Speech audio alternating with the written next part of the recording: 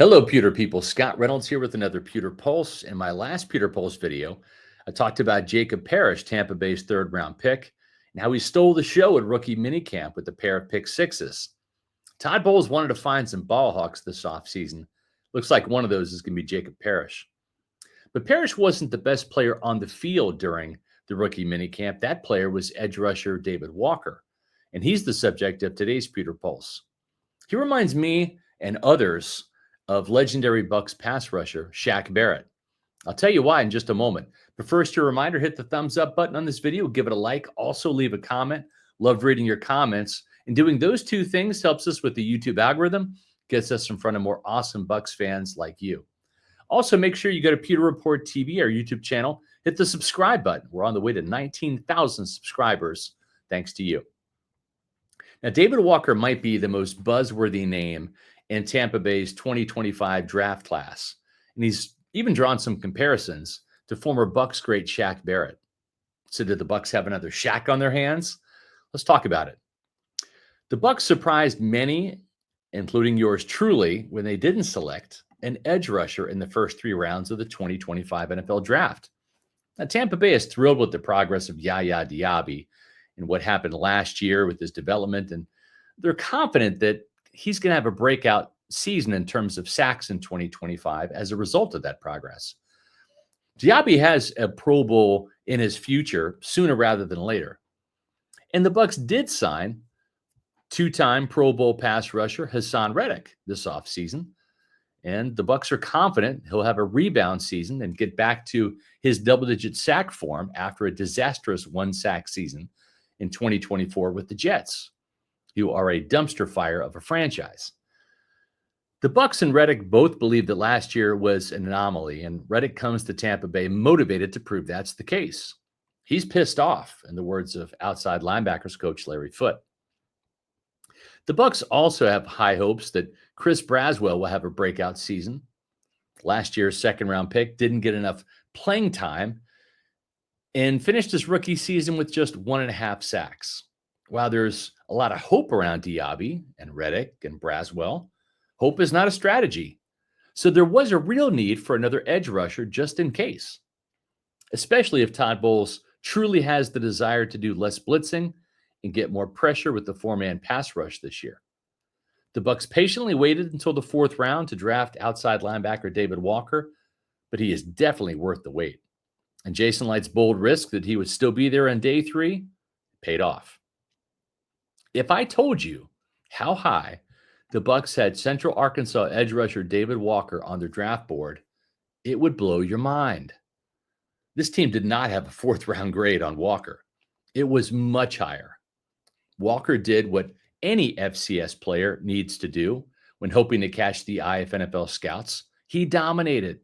When you turn on the tape of any Central Arkansas game, he stands out. He glows. He has an aura. David Walker catches your eye on every play. Why? Because he's relentless. He dominates, and he dominates consistently. Walker notched 39 sacks in 4 seasons. Now, that's an average of nearly 10 per year, and he's never had any fewer than 8 in any season, and that's a testament to his level of consistency at getting to the quarterback. Walker capped off his tremendous senior season, in which he had 10.5 sacks and 4 forced fumbles with the sack of Alabama quarterback Jalen Milroe in the Senior Bowl game. That week in Mobile proved that a small school player like Walker deserved to go up against the nation's best talent. Walker certainly caught Pewter Report's attention that week, and that's why we had him as a day 3 Bucs best bet at outside linebacker in our draft coverage. Now, the comparisons to Shaq Barrett are evident because they both win the same way, with tremendous get-off, explosion, and bend around the arc. Barrett was 6'1", 253 pounds coming out of Colorado State as an undrafted free agent. He ran a 4.73 in the 40-yard dash with a 1.68 10-yard split. Walker's also 6'1" and slightly thicker at 263 pounds. He ran a 4.69 with a 1.65 10-yard split.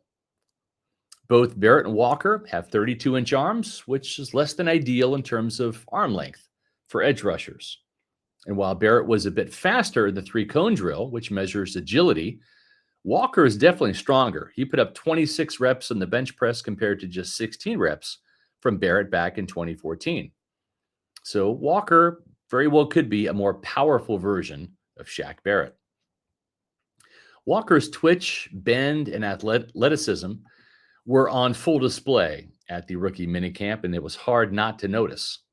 When asked after Friday's practice who the best player in the field was, Bucs head coach Todd Bowles did not hesitate. He said David Walker. Not first-round draft pick Emeka Egbuka, not Jacob Parrish, who had a pair of pick sixes, including one where he stepped in front of Egbuka for a pick six. It was actually Walker who got the pressure on the pass that Parrish picked off.